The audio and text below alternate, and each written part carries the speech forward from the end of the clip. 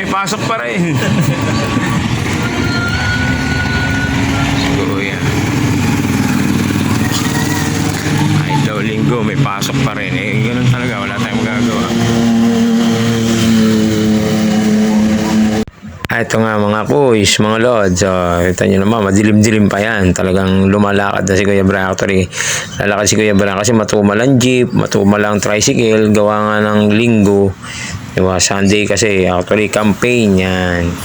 Kaya may vlog si Kuya Brian. Ang campaign ni Shopee Tutu. Diba? Nasa online shop kasi si Kuya Brian. Yun naman, talagang inaabot na tayo ng liwanag, di ba? Ayan, makulit kasi yung nasa kaya natin jeep, ibinaba tayo ng ligaya. Yan, pinalipat ako ng jeep kasi, ay, wow, yan na tayo. Ang bilis naman talaga ni Kuya Brian, nag-teleport na, andyan na tayo sa SM, sa elevator.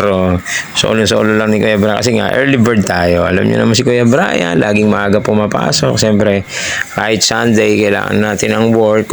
Sabi ng company, wow, mayroon pang pasalubong. Ay, may pasalubong. Yan ang aming ulam ni Kuya, ni Boss Olo. Shout sa'yo, Boss Jolo. Tingnan mo naman, napakatindi niya. No? Solo ko pala. Kaya medyo malakas ang loob natin mag-video. Di ba?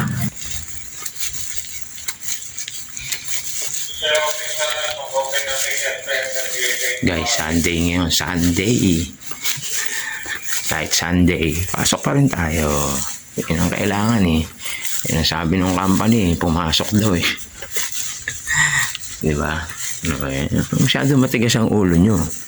Diba? Ngayon, kung gusto nyo matigas ang ulo nyo, magtayo kayo ng sariling kumpanya. Yun lang yun. Diba? Ang Brian, kung gusto mo nang masunod yung gusto mo, magtayo ka ng sarili mong building na ganito.